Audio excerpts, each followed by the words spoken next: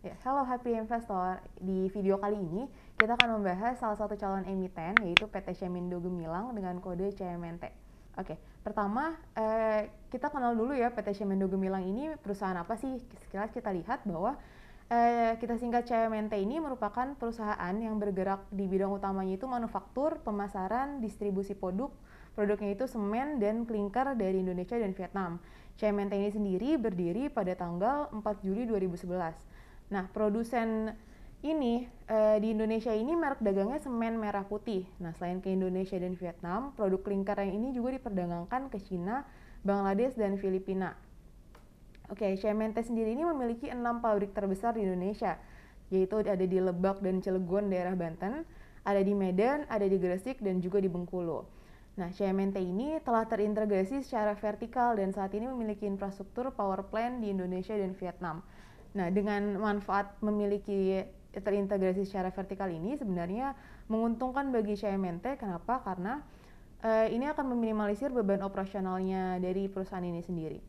Oke, dari produk dan service, ini cukup terkenal produknya sebenarnya yaitu semen merah putih. Semen merah putih ini sendiri terdiri dari dua tampilan, ada semen kantong dan semen curah. Semen kantong ini sendiri memiliki kontribusi 67% dari penjualan semen tahun 2020, jadi cukup tinggi ya. Sedangkan semen curahnya berkontribusi 33% dari penjualan semen tahun 2020. Selanjutnya, CMNT ini sendiri juga menjual klinker. Nah, klinker ini merupakan bahan utama dari semen dan diproduksinya itu di pabrik di Bayah atau Banten. Yang keempat, mereka memproduksi beton dan ready mix. Ini bisnis beton siap pakai dari CMNT ini dijalankan oleh anak usahanya yaitu PT MM dan PT KPPN. Selain produk di Indonesia, CMNT juga memiliki produk di Vietnam yaitu terkenal dengan Chin Phong Semen. Nah, ini tersedia dalam bentuk kantong dan curah. Ini selain diproduksi di wilayah Vietnam juga didistribusikan langsung di wilayah Vietnam juga.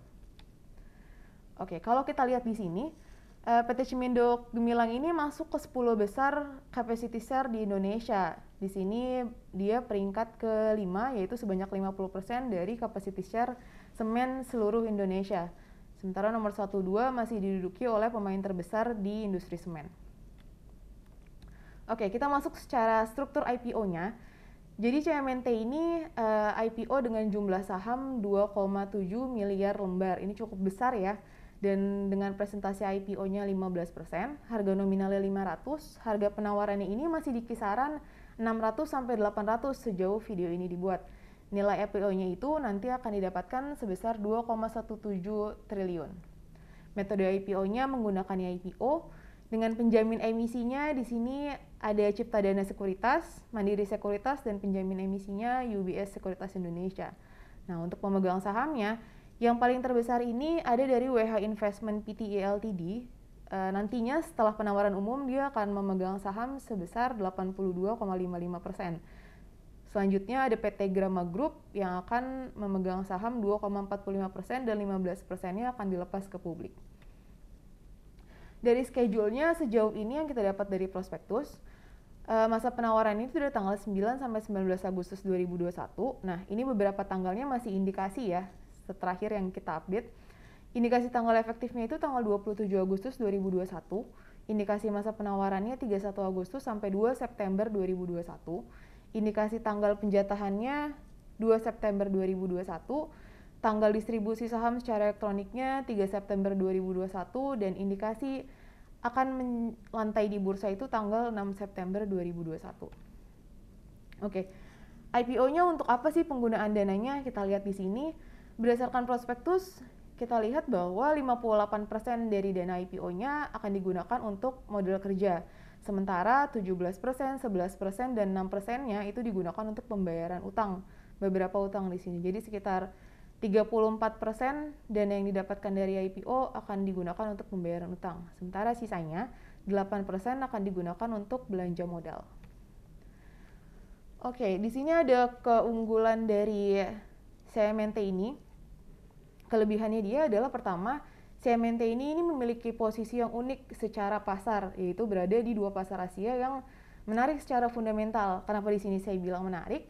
Karena kita lihat bahwa Indonesia ini secara Asia Tenggara memiliki populasi terbesar pertama, sedangkan Vietnam memiliki populasi terbesar ketiga. Kita lihat di sini, berarti ada indikasi bahwa pembangunan di dua negara ini secara jangka panjang masih akan tumbuh. Selain itu, Indonesia juga saat ini masih memprioritaskan sektor properti dalam program pemulihan ekonomi nasional. Di Vietnam sendiri, Vietnam ini berencana untuk memperluas jaringan jalan sekitar 7.000 km pada tahun 2030. Selain itu juga pelabuhan dan kapasitas pelabuhan juga dikembangkan. Nah, yang kedua, biaya kompetitif melalui operasi yang terintegrasi secara vertikal. Maksudnya secara vertikal di sini adalah, jadi CMNT ini merupakan perusahaan yang dari atas ke bawah, dari segi tambang, dari segi pelabuhan, dari segi distribusi ini, dia memiliki semua perusahaan ini sendiri dan anak perusahaannya. Nah, itu secara tidak langsung akan membuat struktur biayanya ini rendah melalui integrasi vertikal ini.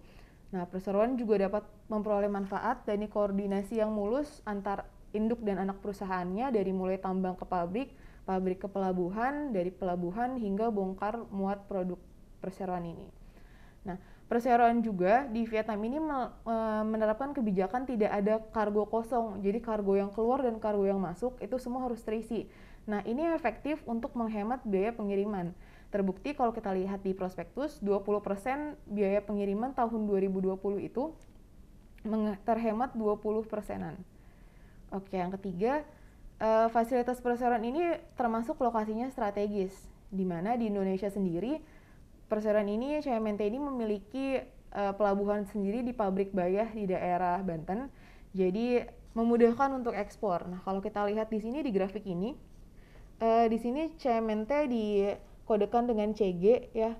Semen itu ini ekspor untuk tahun 2020, CG bisa ekspor sebesar 34% dibandingkan dengan perusahaan semen lain. Klinkernya berhasil ekspor 25%. Nah, ini paling besar ekspornya ke luar negeri dibandingkan dengan pabrik atau emiten semen Indonesia lainnya. Oke.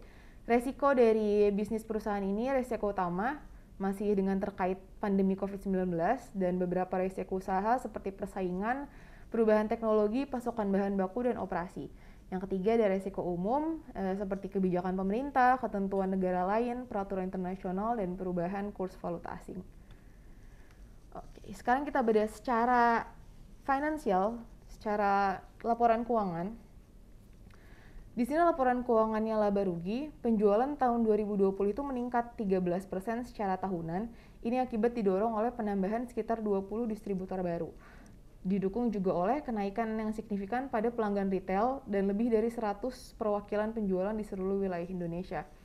Labanya juga tercatat positif setelah sebelumnya pada tahun 2019 dia mencatatkan kerugian ya.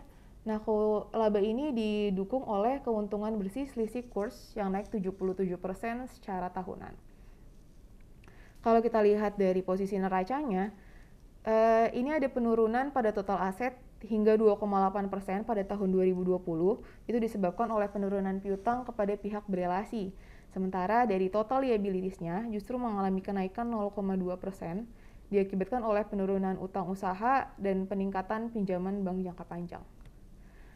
Oke, yang paling penting dari perusahaan semen adalah kita lihat bagaimana volume penjualan si perusahaan ini ya.